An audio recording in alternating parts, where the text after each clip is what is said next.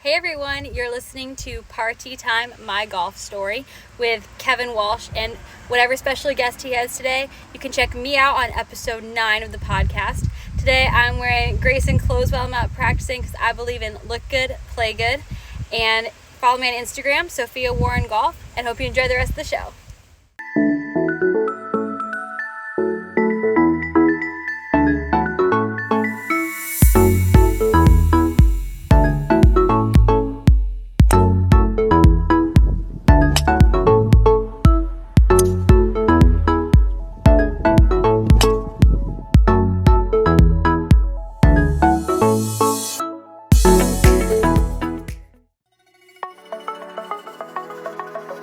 It's Party Time, My Golf Story, brought to you by Party Drinks. Classically designed golf drinks for golfers by golfers. And the golf real estate pros Gene Walsh and Vince Visicaro. For your Southwest Florida real estate needs, check them out at suncoastdreams.com. Now here's your host, Kevin Walsh. Hey, what's going on? I have a great show for you. I say that every time, but this time, taking a trip down memory lane with Will Reilly, PGA Pro in Florida, one of my childhood friends growing up. If there's anybody that had more influence on me as a junior golfer and developing as a competitive golfer than Will and his brother Hugh, I'm not exactly sure who they are. Now, Hugh was a guest earlier. Now we have Big Brother on board. So some of this may be a little repeat of what we had, but that's a good thing because sometimes memories of the same stories are a little bit different. So we're going to get to the core of some of that stuff. Some business updates. First of all, thank you to Party Drinks for sponsoring the podcast. We are back on YouTube after about a month and a half off. We got booted, but we're back on board. And I want to ask your help on something.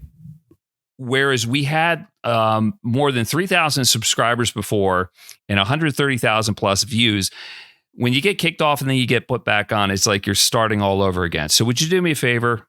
Would you like the podcast and would you subscribe to that? That makes a big difference. Big thanks to Party Drinks, our title sponsor. If you're looking for an alternative to beer on the golf course, or if you're tired of seltzers and drinks that are named after the time of day, try a Party. For golfers, by golfers. It makes all the difference. Very refreshing, surprisingly strong, and smooth. I think it'll complement a cigar or however you go about playing your round of golf. And if your dream is to live on a golf course in Southwest Florida, nobody better than the golf real estate pros at suncoastdreams.com, a division of fine properties in the greater Sarasota area. Vince Visicaro and Gene Walsh will take care of you. A lot of vacancies at Lakewood National Golf Club, which is the number one golf community in Florida. So get on board with that. All right, time to bring in my good friend, Will Reilly. Will, it's a pleasure to see you. I don't see you enough. I miss you, man. I really miss you. I miss the times that we played golf together. But so let's catch up on some stuff. But let's start by where you joining us from right now.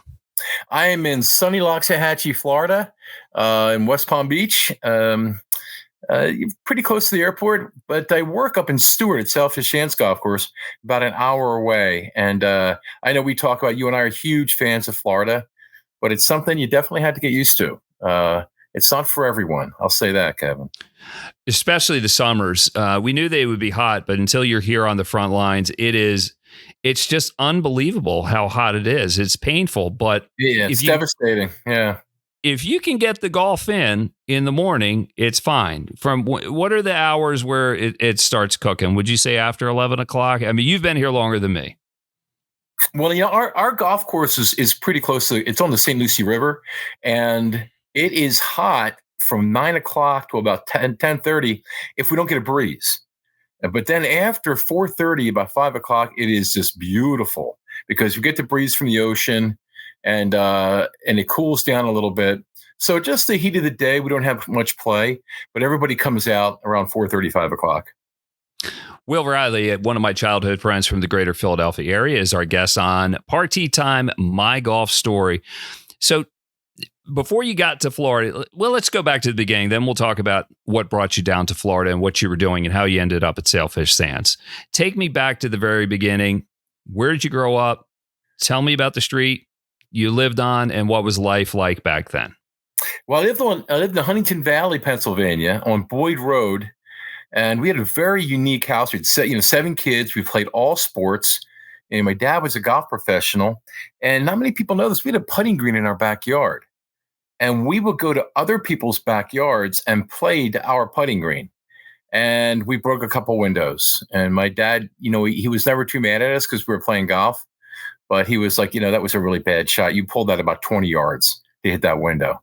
So, work on your game. We would go way back. We go about 120, 130 yards back into our friend's front lawn. He would hit him over his house onto our putting green. So we had a lot of fun. We had a great neighborhood, lots of kids, and lots of great stories with fireworks and apples and all kinds of stuff that you probably shouldn't do if you're a kid. Well, it's the kind of stuff, it seemed like good fun back then. We knew it was a little risky. We didn't really consider the legalities of half the stuff. And if you got caught doing it, it was just like, you shouldn't be doing that. But growing up with 7 kids, what was that like? I wouldn't know what it was like not to, right? Because I was in it.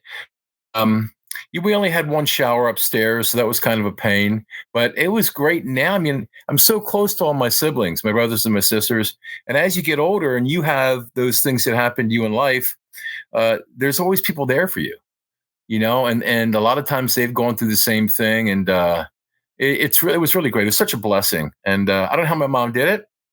I have no idea how. I know how my dad did it because he was always at work. But Susie and I were a little bit older, so we were helping my mom raise the kids. But it's always action-packed, always plenty of stories. Oh, there was always something going on. When I came over, it was never quiet. There was always somebody there. You were in shock when you got to our house. You were like, the door was never locked. I mean, it was just like you just show up unannounced. But that's kind of how you did it. Now everybody's got text there. Hey, I'm coming. Like we just showed up, right? Yeah, we just showed up, and there was a basketball game going on out front, and all of a sudden somebody bring a football over, and we'd be just tackling each other, and never stopped. My mom, once you heard the bell, you knew it was time to eat. That was like the only cue you had that you had to actually do something other than play. It was a lot of fun. It was a time of innocence, I think, but it was a time of like you could grow up and maybe be treated like a man, maybe before you were. Now, I'm 54. How old are you, Will? I am just turned 60. Holy smokes, looking good. Oh, by the way. You're too kind. But if you think about it, so you were like my older brother, and you guys treated me like I was just an extension of the Reilly. So you weren't easy on me in any way. I probably learned some more colorful language before my time because, as you know, I grew up in a profanity-free house, and you guys just let it fly. Did you ever at any time say, Kevin might be a little too young, or it didn't even cross your mind? Never crossed our mind because you were friends with my brother Michael, who was your age, and Huey would just thoroughly abuse Michael, and since then Michael got big enough to fight back. And it was a different story, but yeah, there was a lot of fighting in our house, but it was always, always forgave the person and ended up helping them afterwards. So you got used to the verbal banter back and forth, which, it helps in adulthood when things happen. You're used to being able to talk pretty much anybody about anything because there were so many kids, and it was, yeah, it was full contact. No doubt about it in our house. If you lost a ping pong game, you threw your paddle at the other person. So as soon as you won the point, you had to duck, and Huey got me right here. I didn't duck. And I still have a big gash right here in my head where Huey got me. He got a pretty good arm. So he was he like tomahawking it at you and not tomahawking right over the shoulder, right at me. Yeah, he's got good aim. He was good with that. Well, it's not. I wasn't fast enough. Well, it's not like you haven't thrown things at him before. Do you remember the club throwing incident with your Uncle Pat at the Abington Club? What's your memory of that? And then we'll see how it squares with mine. Well, there was a couple of club throwing incidents. So the one I noticed the most I was playing for Bishop McDevitt, and we were playing Bishop Doherty. And Huey and I played so slow. We were two best players on the team. They would have put us out. My mom would put us out 7 and 8. So we were the last 2 players. And we got on the first hole. Huey and I both hit good shots. I knocked it up like a foot, and I tapped it in for birdie. I was so happy. and walking on the next tee. I know I'm up, and I just didn't see Huey making a backswing. He was making a practice swing, and he hit me right in the mouth. And I was already pissed off at him. He takes so freaking long to play. And then he basically knocks both my 2 front teeth out, which were capped because I lost them in a skateboard accident. And he looks at me. I look at him. He just starts running. And he is fast. And I get up. I take my old McGregor driver, take it right over my right shoulder, and I gun it at him. I mean, it was a pretty good throw. And he trips by mistake, just falls. And it went right over his head. So thank God he fell, because otherwise I would have done some damage. But the funniest thing about it was watching these two poor kids from Doherty that were playing. That was my next question. Like, what are they thinking as this is going on? They're just looking at us like, what the hell? They didn't say a word. Their mouths were wide open. And they're like, oh my God, are you okay? I got blood all over my shirt. Because I'm playing in a school shirt. I got a big old white shirt. There's blood all over my shirt. Huey gets up and he keeps running.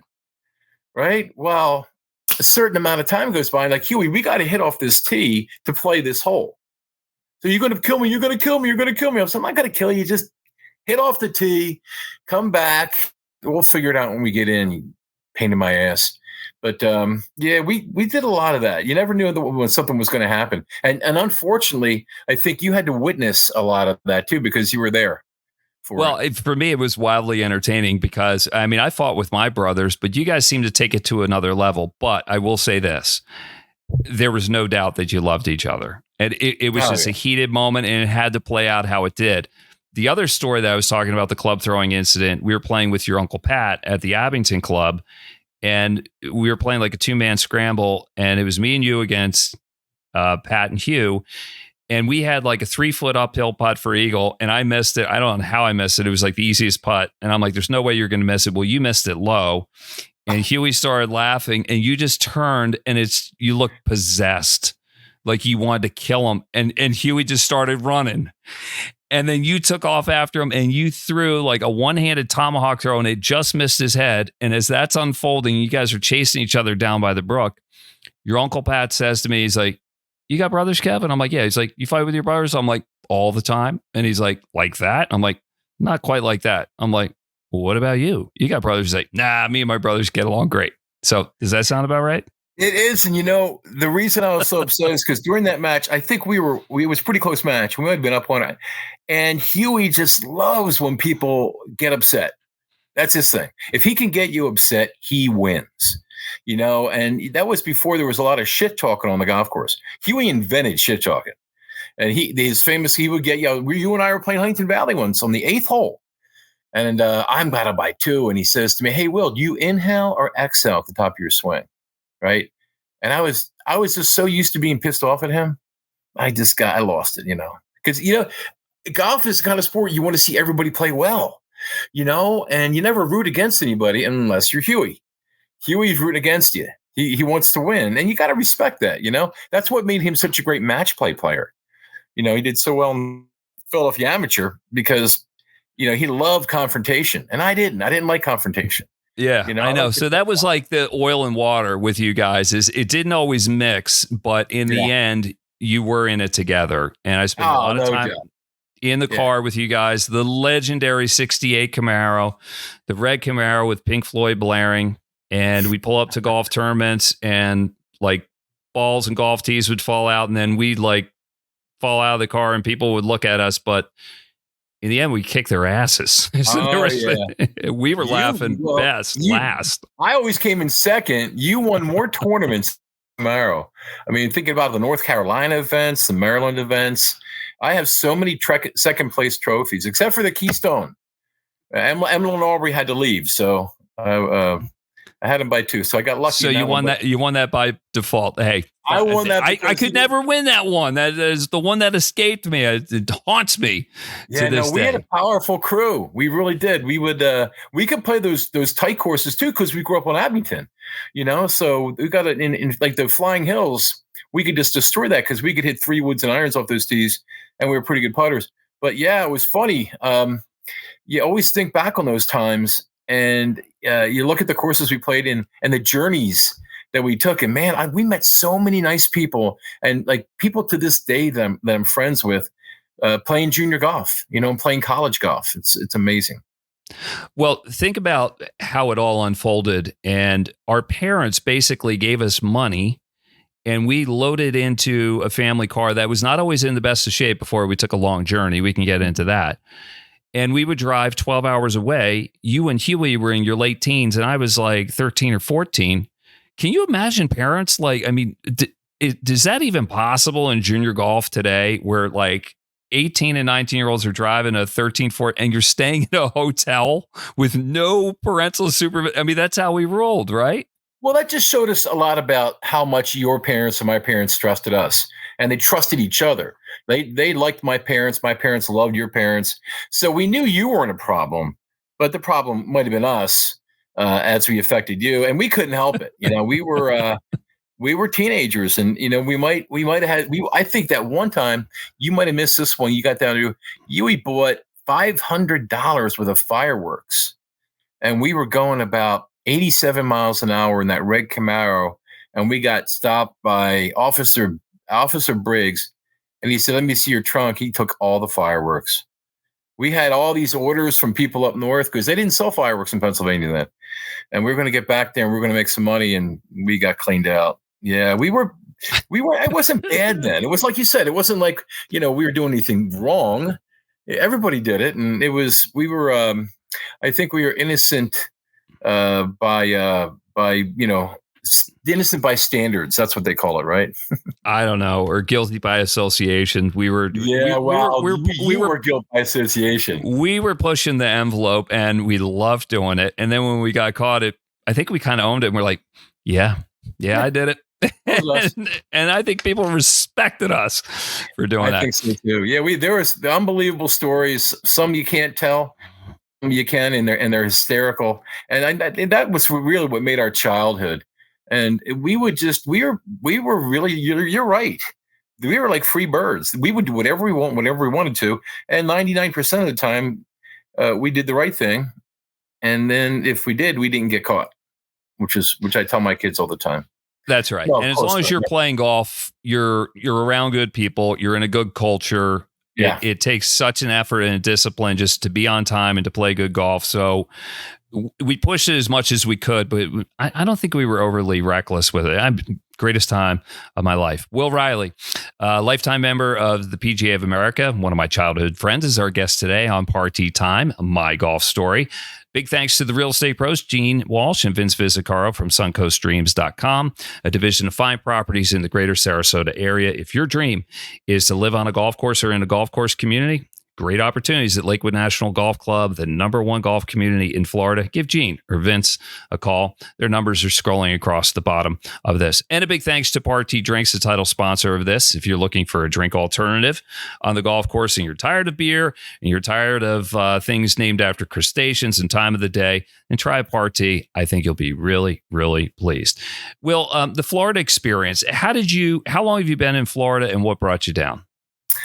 Well, it's I've always wanted to have a hand in junior golf on a national level. I always thought there was so much we could do better, and as a PGA of America. And at the time, I was the head coach of Villanova University, and I was running the first tee in the area, and I was also the head pro at Twanning Valley Golf Club. And I really, Jody and I were trying to have kids at the time. We just had a lot going on. And I applied for the job at PGA of America when it came up, and I was really lucky. I was really, really blessed to get down there and get that job. I knew a lot of people that had applied for it, and I found out afterwards some of the people that had applied for it, and it was a great experience. I got to do so many things there. I got to develop something called the PGA Sports Academy, which was a learning tool for PGA professionals. And then I started something called the PGA Junior League, which is really doing great now. That was a lot of fun. And I also did something called the Ryder Cup Junior Academy, which is great. All kids from all over the country would come, and I'd get Ryder Cup captains and tour pros to come in to talk to them, and then they'd play. And I had the best instructors in the country come talk to them. So my experience there really helped me do a lot of things and helped me see, how the PGA I don't want to say performed, but how it operated. And there are some things I learned that I love, and there's some other things that I learned from. Let's just put it that way. Yeah, that's like back it up when you were talking about the kids and are you the founder of that group, the kids that wear the jerseys or the T-shirts with the numbers on the back? I am. That was I developed. Is that you? That was me. Yeah, dude, I see them in my backyard. I look out and there they go. I'm like, these kids have like numbers on the back. I love it. Well, it was everybody in the development department, but I was in charge of developing and communicating with Atlanta. The separate group was helping us also. And I wrote the rules and the parent guidelines and everything. And that's what happens when the golf pro goes indoors. I'm indoors and I'm writing the whole time, and it's different. You're used to being outside, but it was great because I went to go to the first couple of championships and we built it up. Had a lot of good people involved, helping us to make it what it is and brand it. I didn't like the logo or the flags, but I got overruled on that by someone who is a little higher up the line. But yeah, it was a great project. I'm very blessed to have been the main developer in that program, and I want to thank everyone else that helped us bring it along, because they've almost got 75,000 kids in that program. That's incredible, man. That's incredible. And it started with you just brainstorming and thinking of stuff and trying to grow the game and just being really good with kids. Good on you. Well, that is a blessing. And it's so funny because I have a team now at Southfish Hands. I have 20 kids on the team, and it's hysterical. We're having a match with another team, and the guy came up, one of the professionals came up to you because I don't like this scoring system, so I think we should do another scoring system. And he said, "Do you know anything about this scoring system, Will?" And I said, "Yeah, I wrote it." He's kind of like, "You did what?" It's like, "Yeah, that's I wrote this program." He goes, "Why?" And I said, "Why don't you like it? It's fair for the kids." And that's all that matters. All that matters is that, like you and I, kids are going out, having a great time, and becoming golfers. Exactly. So and I look out the back door. It looks like a gang. It just looks like they're having the time of their lives. Yeah. And of that group, it's going to continue because their parents are with them. Now they have like a family activity, stuff to do with them, with each other, learning from their peers. It's fantastic. Well, part of that was also that when we put it together, I wanted to have something to draw parents that didn't play golf into golf, reverse engineering it, getting the parents, though, they're showing up to see their kids. Well, listen, we have these programs, we have these clinics. We'd love to have you bring the kids, and we're teaching the parents for free if they brought the kids to PGA Sports Academy. And then it was just great because the parents started playing, and all of a sudden they buy a membership, or they buy, they're out there all the time with a cart. And that was really my job. When we started this, a long time ago, my job was to get more golfers on the golf course. Even when I worked back at Twining Valley with my family, I taught a lot, and we got people out on the golf course, and that really helps pay the bills. Yes, it does. So you're a pioneer with that. You're a pioneer with something else. Are you the guy behind the line on the golf ball and putting? And what's the backstory on that? Because as much as it's mainstream now, it wasn't then. Take me back. Nah, what happened was a funny story. My dad has a pilot, and he has a little plane, and my state championship was out at Oakmont, and I was late, and I ran up there, and I got on the putting green, and I got really lucky. Last person to go off, and I just made, the greens were like 15, and I made some putts, and I won the state championship. And then on the way home, my pilot. Wait a minute, putting championship or state putting championship? Okay, all right. Yeah, it was called the Dave Pell's World Putting Championship. All right, there we go. On the way home, my pilot got drunk, and said, "You got to stop drinking, man. You got to sober up. This is like it's like a 3-hour flight, 2.5-hour flight back to Philly." And he got home, and then my dad said I had to go. I said it went good, but I'm getting dizzy. Like, I'm over the ball and it doesn't feel right. And I came down with a bout of vertigo. And my dad was such a trailblazer. Hold on, Will. Hold on. You guys, your pilot got drunk. Who's the pilot? I mean, not that you got to dime the guy out, but I'd rather not say at this point. I don't think he's around anymore. First Okay. name was okay. But anyway, I got Okay, that just vertigo blows me away. But okay, continue on. So Unbelievable. Unbelievable. I was scared shitless. This guy's falling asleep. I'm right there, and every like 15 minutes, I got to wake him up. Oh, come on, man, let's go. We're almost holy there. mackerel! So yeah, he had All the right. plane set on autopilot. But The so line on the ball. Oh yeah, the line on the balls. I got vertigo when I went back 2 weeks before the World Putting Championship down in Orlando, Disney World.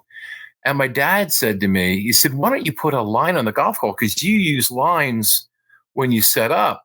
I said, "Dad, how could that be legal to put a line on a golf ball? I mean, it would make golf too easy." He goes, well, why don't we call the USGA? So called the USGA. They're great up there.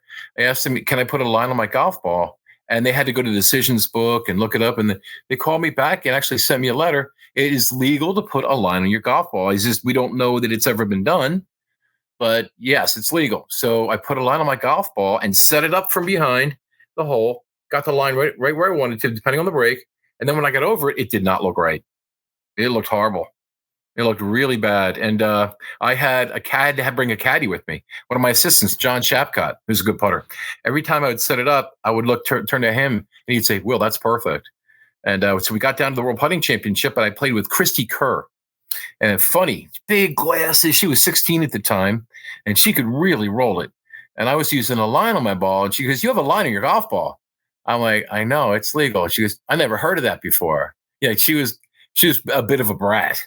Believe me, at 16. She's always been a pistol, but she's giving you a hard time, and she's giving me a hard time. You're going head to head with her in like a one-off? Head to head with her, and Payne Stewart in front of me, and he's playing with a kid named Derek Penman, who won the state of Utah. He was 11 years old, and the kid could flat out roll it. And Payne was and he was playing Payne. They were playing with Beth Bauer, who is a good friend of mine. I had Andy Bean and Andy North were behind me.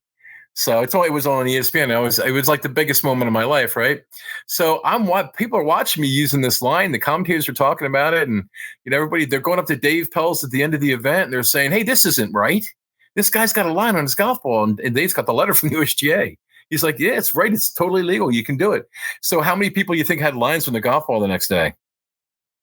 Well, everybody has it on now, and in fact, you can buy them like custom ordered for that. So it all started with you. So this had to have been the late 80s because Payne died in the plane crash in 99. So we're going back almost 1987. Okay. Wow. Yeah. 1987. And smokes. It was unreal. It was, but it's funny because it was just a happy accident.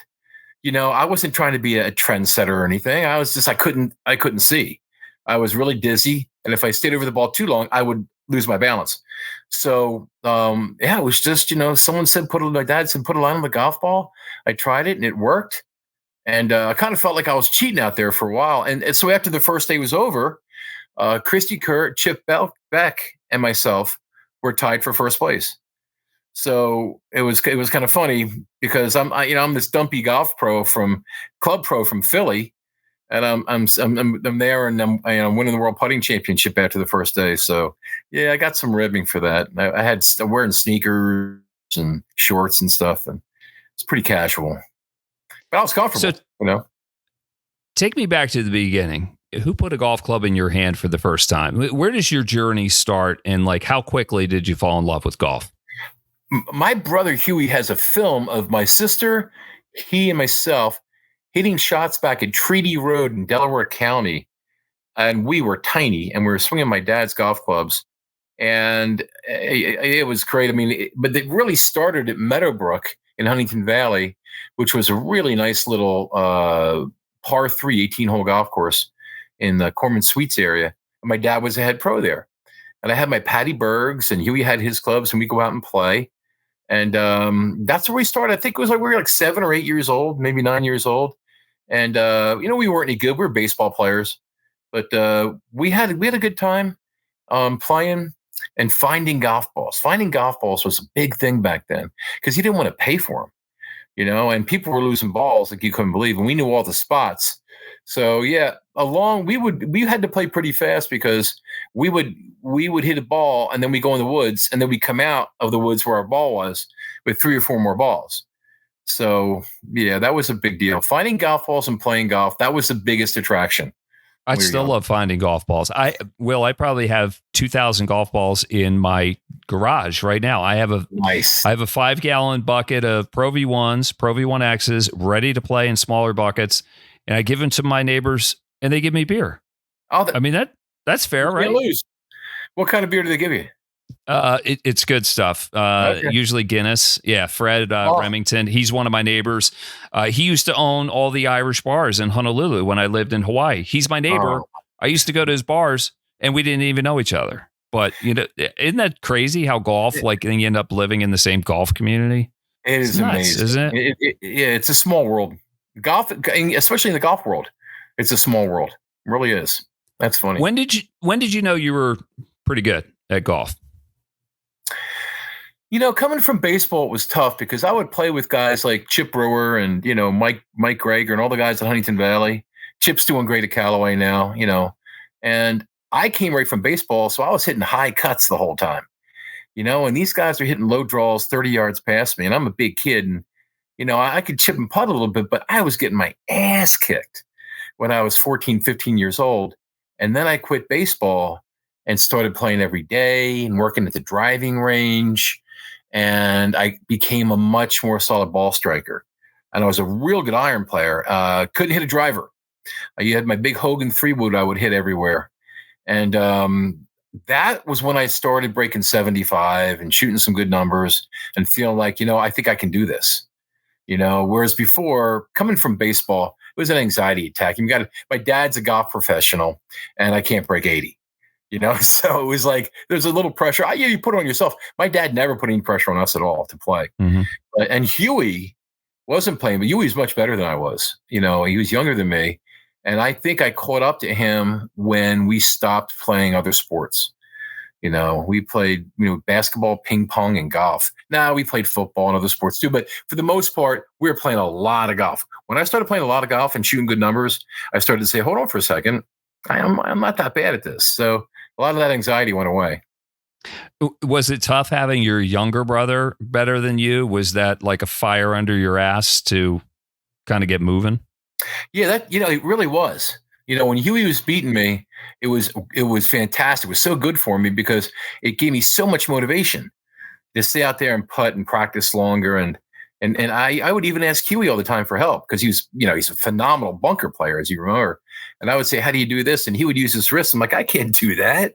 How do you do that? But he spent so much time always laughing at the Abington Club because they all had bunkers in front of them. I said, Huey, the reason you're a bunker player is because you're in every one because you couldn't hit the ball far enough. At that, you remember how small he used to be. But by the time you knew him, Huey could hit the ball pretty good, couldn't he? Yeah. What are your memories of me? Like when I came on the scene, because we've known each other 40 plus years. I think I met you guys when I was 11 or 12 years old. You were younger. You were younger than that. And the story goes, Kevin, I think you were 9. And let me tell you the story. I went out and I joined you one day. You were walking by yourself and we played golf and we got in and you had shot 39 or 38. And Huey didn't believe it. And Huey asked me, hey, that kid says he's pretty good. Hey, what did he shoot? I said, I think he shot, 38. He said, Kevin, what'd you shoot? He said, I shot a couple over. I think I shot 38. And Huey said, there's no way that little kid shot 38 out here. And then he went out with you and he played, sometime that week, and you shot 37. And Huey came back to me and said, oh my God, that kid just shot 37. And then you guys became really good friends. And at the time, your brother Chris was playing too, and everybody was playing. But we had we really moved it in mass. We had a lot of people playing golf, which was fun. And and then we used to take carts at night and do stuff that wasn't probably. Can we talk about that?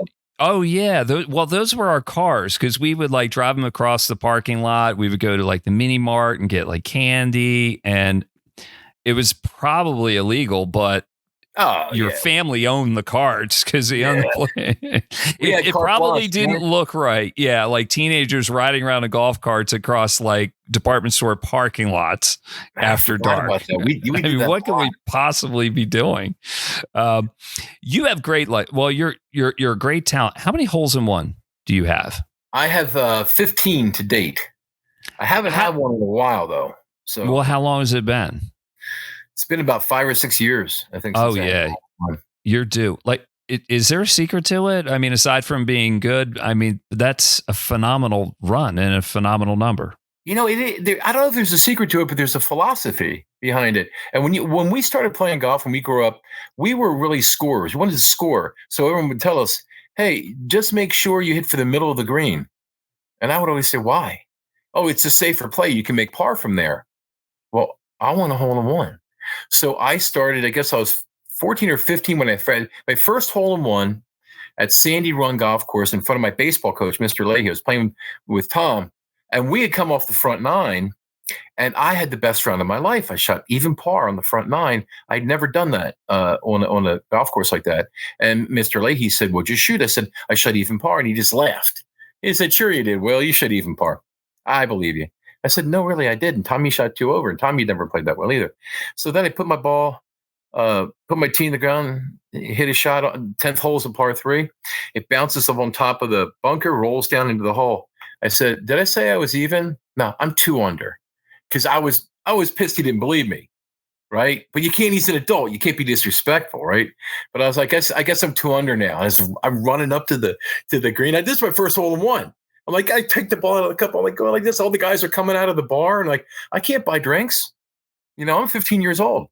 But it was great because everyone were they were like out there with their drinks. Yeah, sure, you shot 36. Will, he's got him and his buddies out there, and I hole it. And I was incredible. I wasn't cocky, but I was pretty happy. You were beaming. You should have been beaming. Well, I've been there for 3 of them. 2 of them in Huntington Valley. One was an albatross on the 9th hole at Twining Valley. That was a great story. I don't know if you remember what happened there. You would come do you back. Want to tell the story, or should I tell, or you want to tell? You tell. I'll see how good you are, because I remember this one. Okay, so it was, how long was the hole? About like 290 yards. So it was a drivable par 4, but it was tight. Drivable, but it was cold. Yeah. Okay. And you had the road left, and it was tight. You had to thread the ball through a couple of bunkers. Mm-hmm. Probably the smarter shot is to lay back and wedge it in, but we weren't going to do that. Did. That's what you did, because you probably were too. Yeah. But you went for the green, and it was clear. Like, you would aim for a tree behind the green, and you hit a shot, and you couldn't see where it landed, but you could tell it was a good shot. It seemed like it would be on the green or somewhere around it. And we get up there, and we're looking around. We can't find the ball. It seemed like the distance was just right. And finally, we had. Well, hold on before you finish. Okay. There was another dynamic. You were beating me by 2 shots. Oh, I don't remember this. You laid up and hit a wedge on the green. Right? You were about 15 feet. And then we walked up, and we couldn't find my ball. And you got a 15-footer for birdie. And then you look in the hole. You looked in the hole. You're the one that found it. And then I said to you, that's 1. You were beating me by 2. Kevin, you have to make this putt to have me. It was like, because I've never been 3 under with 1 shot before. It was wild. And I thought to myself, and then you missed and it was one of the first times you were in a position to beat me, because I was so much older than you, but you were playing college golf. You'd won. No. We weren't that old yet. I wasn't that old yet. I mean, but I was playing good golf. I was playing about scratch golf. So. You won the Philly Junior. Everybody knew who you were. You were kicking butt, and you were definitely you were kicking my ass that day too. That's why it was so funny, because Kevin beat me. He deserves it. He's playing great. He's getting older. I was so proud of you. I'm only proud of you when you're beating me, because you are like my little brother. I'm going to try as hard as I can to beat you. But when you were kicking my ass, I'm like, I was like 2 under and you were 4 under. I'm like, oh my God, I'm not playing bad. So if I was playing bad golf and you beat me, I'd have been pissed. I was playing solid golf, and you were just making everything like you get sometimes. Well, I mean, that was a hell of a shot. I mean, for it to go in, it would have been nice to see it go in, but it was a good shot. If that length, it was right on line. We could tell by the marking on the tree. That was, I think I was. Yeah, we That were was the a only ones on thrill. the golf course because it was Yeah. so cold and windy. And no, that was there was a lot of luck. There's a lot of luck in hole in ones because how many of you hit right at the hole and they don't go in, and then you hit one, the one I had in Huntington Valley with you hit the side of the bunker, rolls down about 20 feet, and goes in. And that was for a couple skins, I think, at the time. And I Probably. remember you not being happy with me. And then you skipped one in on 5. That was a good shot, but it just, there was a little luck, but it was right on line. You got a good hole-in-one story from Huntington Valley involving somebody. If they need a little protection from the name, you could leave that out. But what happened? No, this is a great story. Buzz Humphreys, we used to call him Bugs because he owned the local exterminating company, and he was a huge golf fan. He would just follow us around and watch us play all the time. He wasn't any good. But he loved all the great players, and Huntington Valley is such a great place. And you had, amazing golfers there. He'd go play gym with guys and listen to their golf stories all the time. So one time we're playing and we have a gangsome, and I think you were there with us. No, I wasn't there. That's why I need because there were so many people, Kevin, I can't even remember. Doug Greger was there, Hyman, we had like 8 people out there playing because it was late and we could get away with it. So Bugs comes up and we're on the back tee and he throws down a 3-wood. We're all hitting like 7 irons and he hits it up, just misses going in the left-hand bunker and gets caught on the back fringe, pins in the front of the green. And he scraped it up there. It wasn't pretty, but he got it in the back fringe. So we're walking up there, we cross the bridge and we come up the hill to the green. And the ball starts rolling off the back fringe. And it's rolling. And I'm with Doug and King. We're looking at it. And my brother Hugh's right there. And I said, that ball could go in. And they're like, what? I'm like, guys, that ball he hit, it's rolling right at the hole. And it finally got there and it went in. And we just went nuts. We're like, Bugs, you just made a hole in one. He was oblivious. He was in his cart walking down with his putter. I said, Bugs, your ball went in. He thought we were kidding. We got down there and said, Bugs, your ball just rolled in the hole from the back of the green. Because you remember that 5th green, it was really fast. And if the ball just barely made it on the green, it was like ice going down there. And so he hits it and we're all celebrating. This is great. So Bugs goes straight in. He makes a hole in one. He goes straight to the 19th hole, the men's in the bar. And I'm still out on the golf course. So I get done number 9 and I go in and a couple members are calling me in. Because I'm just barely, I think I just turned 19, so I'm allowed in there. All the rest of the guys are like 18, 17, 16, so they weren't in. And so Dave Brookerson, who's an incredible player, just recently passed away, came up and said, Will, we just heard Bug say that he had a hole in one on number 5. I said, yeah, he had a hole in one on number 5. We all saw it. He goes, did it fly up all the way and then stop on the green and spin back into the hole? And I looked at Bugs, and Bugs gave me this, please say it's true look, because he's with all these people he loves and he wants to impress. And I said, that's exactly what happened.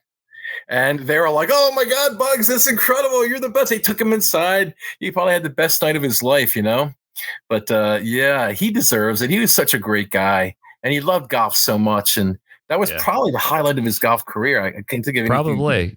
And you let him have it. You moved the story along appropriately, so you would have saved. You love Bugs. You love Bugs. It was the right thing to do. Yeah. Will, tell me what you're doing now. Where are you right now? I know you're in Stuart, Florida, and also in Loxahatchee, but just describe the day-to-day job that you have. I'm the head professional at a little course. It's a big course now called Southeast Shands. It says 27 holes and a reversible 9. Our restaurant has 20 hitting bays. And we just built a green called the Wave Green. And it's beautiful. Looks like waves. It's amazing. It's really pretty. And the course has really come into its own the last 3 years. We've been trying really hard, and it's been really rewarding. And the other thing I just started recently doing is we developed something called the World Golf Academy, which is going to be a huge database of information and equipment and swing help and videos to get people all over the world to be able to learn golf for free. And we're getting grants and other things to keep that going. That's kind of my legacy. I always wanted to get people, as many people as I could, playing golf. a big golf development guy, and it's just so much fun to enjoy the game with others. And that's what our programs are like there. We have a National Golf Foundation gave us something called Welcome to Golf. And that we've had 200 people take that in the last 2 years. And a lot of them are out in our league now playing. So anytime we can get people playing golf, it's really enjoyable. And they're very appreciative. They'll come up to me and give me a hug. Thank you so much. I just did this on this course. Or I just had a guy the other day come up and say, I had a hole in one. He's only been playing for 3 years. And he said, it's all because of you. And I said, no, it's not. I wasn't there. I said, but it's nice. It's nice to say something like that. It really is. So that's where I am right now. That's the most rewarding thing, is being able to help people learn how to play golf. And especially with my kids, I have 2 kids that are playing golf. The other 2 older kids aren't playing, but I got 2. So I'm happy about that. To go, hey, and maybe for the others that are not playing, maybe later. Because look at your family. Like the girls didn't really play until they became older. The timing's got to be right, correct? The timing has to be right. And Emma the great thing about them is when we got them, they know how to swing the golf club. So we Emma came to one of my clinics the other day, and she took a driver and she full swing and hit it. She's 15. And she hit it 200 yards, and people said, do you play golf? And she said, no. So I was like, I wish she did, because she hits it so well. But, when you're a teenage girl, you got lots of other things to do. So I understand. Yeah. Well, you've been so good to the game, growing the game. You've been such a good friend of mine, and I love you like a brother. I can't imagine where I'd be without you in my life and the impactful role that you've had in my life. So I'm thanking you for that. But let me ask you a profound question. Where would you be? How important is golf in your life? What would life be like for you without golf? Can you even go there? Oh yeah. It's funny you should ask. And also, so you've been a big part of our lives. You're part of our family, and it's so many great stories, and rooting for you when you're playing, and it's just great. You're part of our family, and your family's part of our family. But I think I hope this is the case. My family's very musical, and we write songs. We write a lot of songs, and my sisters and my mother were in their own band, and they have beautiful voices. I would like to think that I would be in the music industry, or just like music, maybe even had a normal job, but played a lot of music like my family does. Everyone in my family plays an instrument but me. I'm just the alto. But so is it not fair to say that your life is richer because of golf? It's had that profound an impact on you? Absolutely. Being able to go back to Villanova, my alma mater, and coach there, and it kept me young, Kevin, and it was just unbelievable. Everything that golf's given me. Coaching golf's been really great too. We had, Mount St. Joe's, before I went to Villanova, we won 2 state championships. The parents were great. It just makes you feel like you're making a difference. It makes you feel good. It makes you feel good. Like, hey, I'm doing something I love. I can't wait to. I love going to work every day. I'm so blessed. And when I get there, I have fun. I have fun teaching people how to play. I have fun running the golf course and fun with the programs. So, I'm very blessed. And golf is it means a lot to me and my family. And you know what? You're right. I don't really know where I'd be without it. You never know what's going to happen. You never know how life's going to go. But golf is just a huge part of not only my upbringing, but everything I do every day. It's a way of life. It's not just a game. It's a culture. It's who we are. Mm-hmm. Because you golf, you're my friend. Anybody that golfs is my friend. I'm sure you feel the same way. And you've done so much for the game. And I'm just glad that we had a chance to catch up. It's been too long. And you got to come back on, because I know you got some other projects with Pete Oakley, who won the U.S. British senior thing. We'll talk about that next time. He's going to be a future guest. Unbelievable story there, against all odds, winning the Open, the Senior Open Championship. It's just incredible. He barely disqualified for it. And the stories I'm hearing from the caddy and everybody else, it's the most unlikely major win in major championship history. You couldn't even get because a club pro did it, and a guy from our backyard. All right, let's talk about that next time. Hey, Will, thanks again. Love you, man. Let's get together soon. You either come over to this coast or I'm coming to see you, and we'll tee it up, and it'll be just like old times. How's that sound? You're great, and I love the show. I love you and your family, and thank you so much for having me on. And hopefully I can come over to see you because I think it's nicer over there at this time of year. Yeah, come on over. That's a deal. All right, Will, thanks so much. Will Reilly, our guest here on Party Time. It's My Golf Story. Support him, support junior golf programs, support Party Drinks, and a big thanks to our golf real estate pros, Vince Vizzacaro and Gene Walsh from suncoastdreams.com, division of fine properties in the greater Sarasota area. For Will Reilly, I'm Kevin Walsh. We'll see you again next time on Party Time, My Golf Story.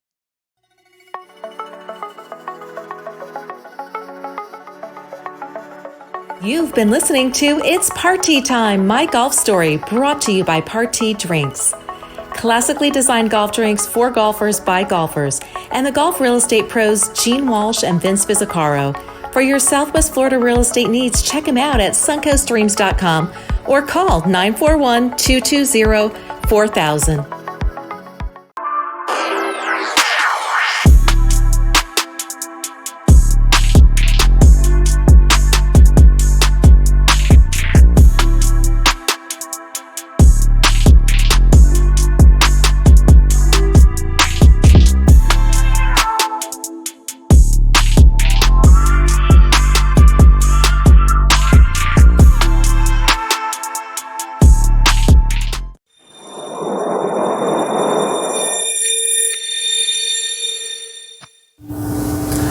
This is Vince Vizzacaro and Gene Walsh with the suncoastdreams.com real estate team at Fine Properties. We've helped hundreds of families find their dream homes in golf and resort communities in Lakewood Ranch, Bradenton, Sarasota, Parrish, Venice, and the surrounding areas. Let us be your guides to finding your dream home here as well. Learn more at suncoastdreams.com or call us at 941-220-4000.